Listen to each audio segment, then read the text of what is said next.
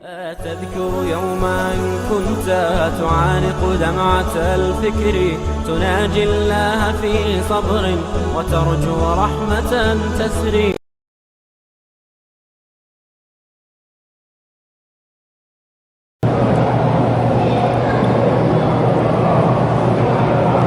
اگر نماز قضا ہو جائے اسی طرح پڑھنی ہوگی جیسے نماز ہے، مثلا فجر کی نماز قضا ہوگی تو بعد میں وہی 2 رکعت فرض پڑھیں گے، ظہر کی قضا ہوگی تو 4 پڑھیں گے، جیسے ادا پڑھتے ہو اسی طرح قضا پڑھو۔ کہتے ہیں جی کہ ایک آدمی کو شادی کے بعد جادو کی وجہ طاقت سے اس کی مردانہ طاقت جو ہے وہ ختم ہو گئی ہے۔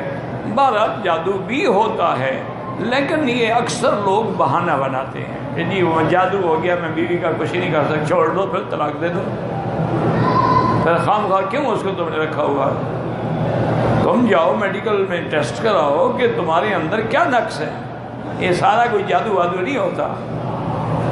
اور اگر جادو بھی ہو تو سورۃ البقرہ کو ٹیلی فون میں فیڈ کر کے ہیڈ فون لگا کے روزانہ سنا کریں، 11 دن تک سنتے رہیں، اگر جادو ہے تو نکل جائے گا، لیکن جادو نہیں ہے، ویسے ہی تم بیمار ہو تو اس کا کیا علاج ہو؟ جا کے ہسپتالوں میں علاج کراؤ۔ اور آج کل کوئی مشکل نہیں ہے، بڑے بڑے ہسپتال بنے ہیں اسی کام کے لیے، جو یعنی نامرد، یعنی ماں کے پیٹ سے نامرد نہ ہو تو اس کا علاج ہو جاتا ہے، علاج کرائیں۔ کہتا ہے جی کہ اہل حدیث کہتے ہیں کہ دیوبندی امام کے پیچھے نماز نہیں ہوتی، اللہ ہدایت دے ان کو۔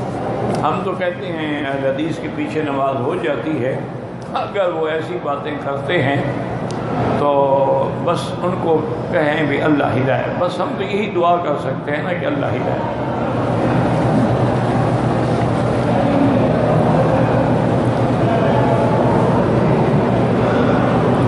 اذان کے فوراً بعد قضا نماز پڑھنی ہو تو پڑھ سکتے ہیں،